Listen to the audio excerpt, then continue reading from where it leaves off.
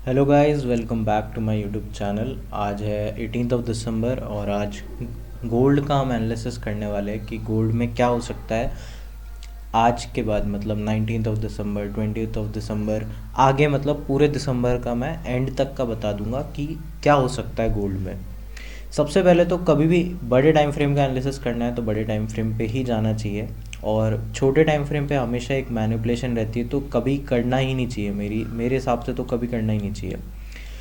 अगर आप ध्यान से 1 वीक पे नोटिस करोगे तो गोल्ड एक ट्रेंड लाइन के ऊपर चल रहा है, जो कि अच्छी बात नहीं होती क्योंकि वो ट्रेंड लाइन हमेशा ब्रेक होती होती है। दूसरी चीज़, एक जो चीज़ मुझे नज़र आ रही है वो ये है कि गोल्ड जो है अपने ऑल टाइम हाई के आसपास ही कंसोलिडेशन में है अभी। जैसे कि अगर आपको मैं दिखाऊं, ड्राइंग्स अगर मैं डिलीट कर दूं सारी, तो ठीक है। अब आप अच्छे से दिख पा रहे होंगे।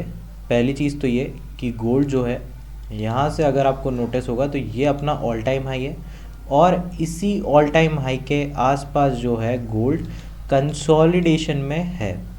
यहाँ पे अगर आप ध्यान से देखना तो गोल्ड पूरा इतने टाइम से कंसोलिडेशन में है यहाँ पे।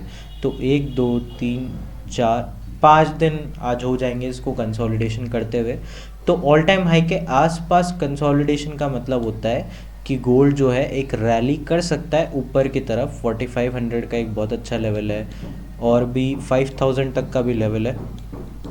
कोई बड़ी बात नहीं है गोल्ड के लिए उस 5000 तक पहुंच जाना। अभी हाल फिलहाल एक चीज़ जो मुझे लग रही है वो ये है कि कभी भी जब बाइंग आती है तो स्विंग्स में आती है। ये भी हाई जब तोड़ा इसका, फिर एक नीचे स्विंग दिया, फिर ऊपर हाई तोड़ा, तो अभी कोई स्विंग नहीं है।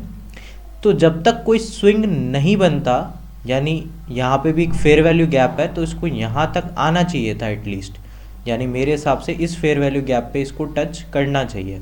अगर मैं आपको ध्यान से यहाँ पे दिखाऊं तो ये एक फेयर वैल्यू गैप इधर इस साइड पे बनता है। ये एक एरिया है फेयर वैल्यू गैप का, और यहीं पे जो है इसका स्विंग भी कंप्लीट हो सकता है।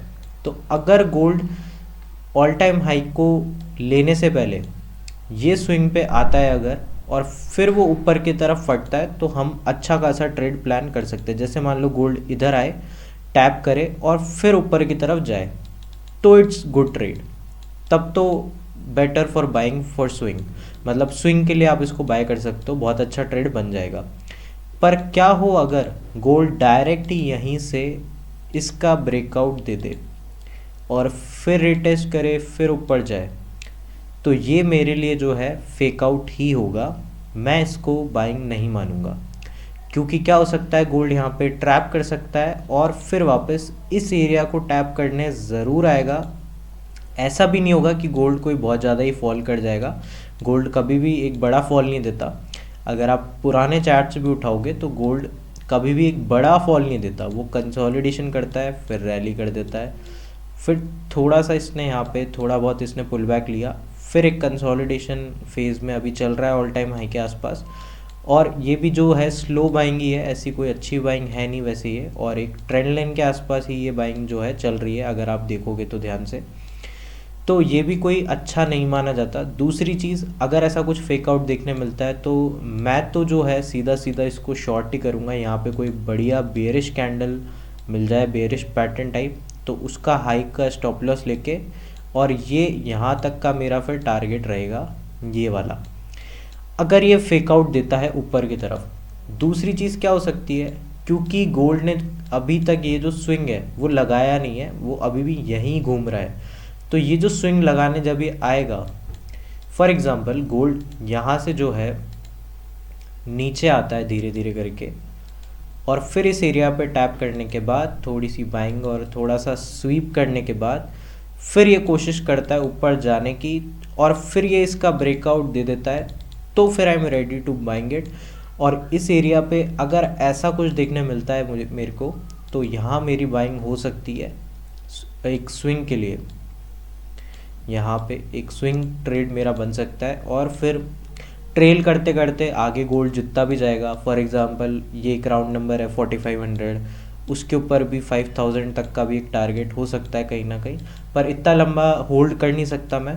तो यहाँ तक के लिए जहाँ पे भी कहीं बेरिश पैटर्न हमें मिलेगा वहाँ तक के लिए हम इस स्विंग ट्रेड को पकड़ सकते हैं, जो कि काफ़ी अच्छा माना जाएगा। अभी हाल फिलहाल गोल्ड पूरा जो है दिसंबर, around 13 days are left in closing of December, और 13 दिन में भी बीच में अभी सैटरडे संडे पड़ जाएंगे दो, और अगले हफ्ते का भी सैटरडे संडे, तो 4 दिन तो वहीं चले गए, तो बचे 9 दिन, मतलब अराउंड एक हफ्ते के आसपास, क्योंकि जो है क्रिसमस भी आ रहा है और फिर न्यू ईयर भी है, तो ये सब की छुट्टियाँ अगर हम हटा दें वॉल्यूम थोड़ा कम रहेगा। तो ऐसे केसेस में क्या होगा कि केवल एक हफ्ते में गोल्ड ऐसा नहीं होगा कि कोई बहुत बढ़िया रैली कर जाएगा ऊपर, बहुत बढ़िया नीचे शार्प मूवमेंट देखने मिल जाएगा, ऐसा कुछ भी नहीं होगा। गोल्ड थोड़ा बहुत कंसोलिडेशन करके या तो अगला हफ्ता इधर टच कर सकता है, या हो सकता है यहीं इसी जो ये बॉक्स है इसके अंदर फंसा रह जाए। तो अभी हाल फिलहाल अगर आप प्लान कर रहे हो गोल्ड को लॉन्ग करने के लिए, तो प्लीज़ मत करना। इस एरिया के आसपास अगर गोल्ड कोई भी बुलिश मोमेंटम अगर अपसाइड के लिए दिखाता है, तब यहाँ पे लॉन्ग की पोजीशन बन सकती है।